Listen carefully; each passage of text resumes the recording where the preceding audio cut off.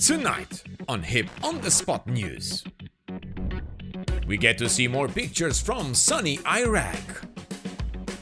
The next Afghan regions are experiencing a slight delay. The Syria Map continues to grow in features. And the Kiowa warrior is expecting more changes. This and more on How I Play.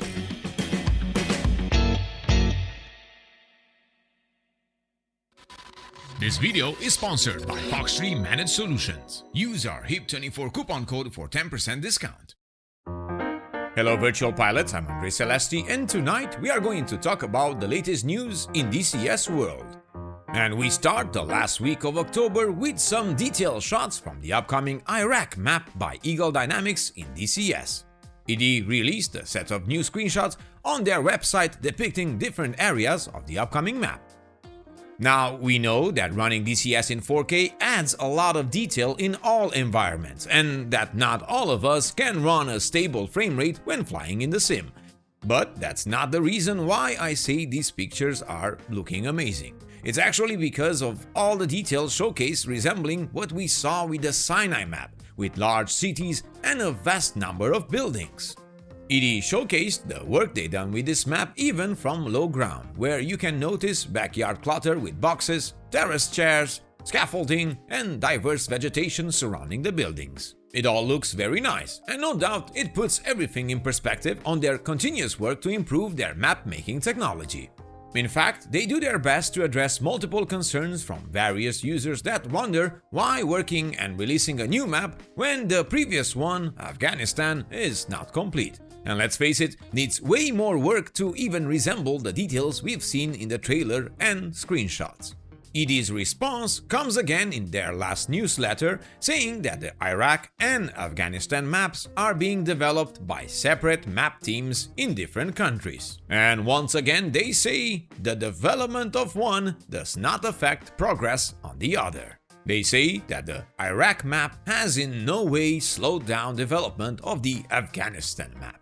Also, with no surprise to us, map development has no impact on the development of other DCS products or upcoming features such as core and individual modules. Okay, so let's say far-fetched speculations were answered there. Now, I've seen certain users complain about slow development times for early access products within DCS. With no doubt, I understand the issue when it comes to sinking your money into something and then have to wait a long time to actually enjoy that product at its fullest. It's the misunderstanding of what early access actually is. Despite that, I personally look at DCS World as a niche product in a very particular segment when it comes to flight sims. I personally don't consider ED or any other developer like Hitblur, Polychop, Ugra Media or other titles like IL2 and their development teams as a AAA gaming producer for content. No, not that the AAA gaming industry is doing well these days, but let's not steer too far from the subject.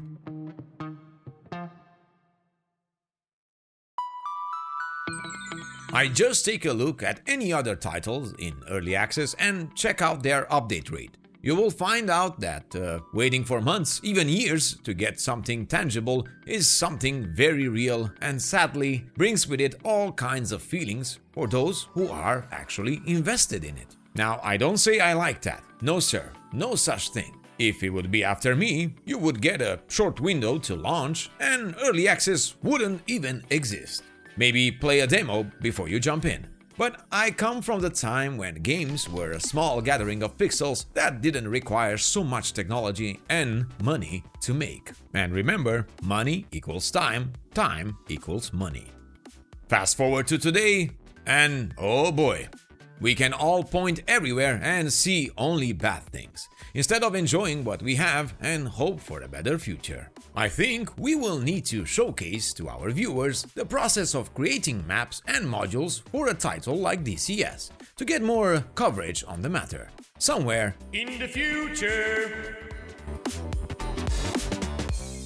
And so, Iraq is coming. Afghanistan is also about to be updated, and speaking of that, you remember how we talked about Afghanistan and the 3 months update rate for each region? Well, guess what?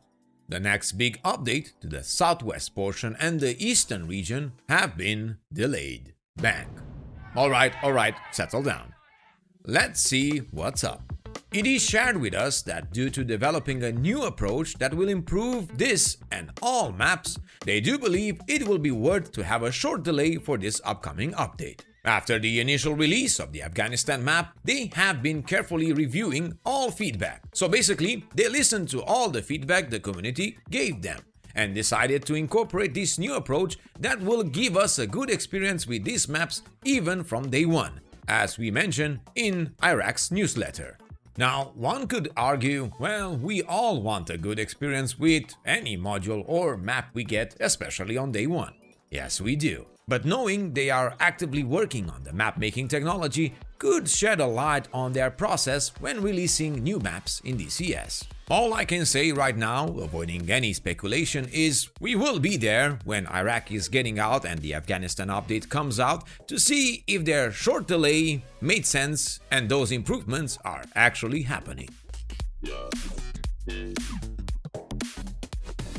Now, speaking of delays, you may have seen our previous video showcasing the upcoming audio changes for the Kiowa Warrior. If not, well, too bad, so let me tell you in short. Polychop is working with Echo 19 to bring a complete sound overhaul to their product. Good. Since the module released in June, they've been hard at work on a comprehensive patch that includes an overhaul of their input system, extensive bug fixes, and that sound update we've been talking about.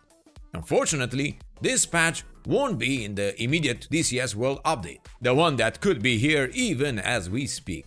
It's all due to the timing of their final testing. So right now, they are targeting the next update to ensure a smooth release. Thoughts, anyone? Because I am happy to wait for a smoother experience rather than a bumpy one. Thanks. Back to MapWorks, Ugra Media lets us know that they will introduce some impressive enhancements to their DCS Syria Map, with new airfields and new destructible modules for original objects. Nice! But that's not all. The Normandy 2.0 map will also receive substantial optimizations, more new airfields, improvements to existing points of interest, and Petrovich will get the chance to visit the Palace of Versailles. Ah yes, I cannot wait to look down at the magnitude of the expositions and enjoy my time there. In other news, Fly-by-Wire announced their long-awaited A380X release date in alpha for Microsoft Flight Simulator.